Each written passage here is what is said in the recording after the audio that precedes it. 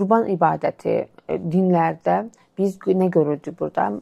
Bir mərkəzi ifadə formasıdır və başqa ifadə ilə biz deyə bilərik ki, qurban dinlərin hətta vazkeçilməz təməl ibadətlərindən biridir. İnsan bəzi şeylərə vəsilə olmaq üçün qurbanı ilah və ilahlara fəda etməkdədir.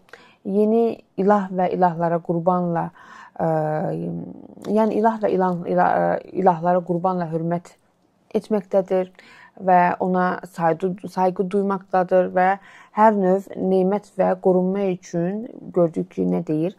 Təşəkkür etməkdədir.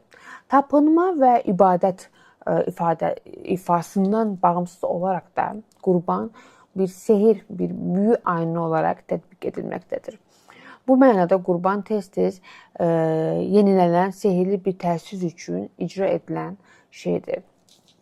Biz başqa bir ifadə desək, qurban təqdimatlarının əsas məqsədi Tanrı ilə birlikdəliyi qurmaq və ya davam etdirməkdir. Bu, hər din və kültürdə əsasdır. Buna görə qurban zahiri ibadətin köklü feilidir, tətbiqidir.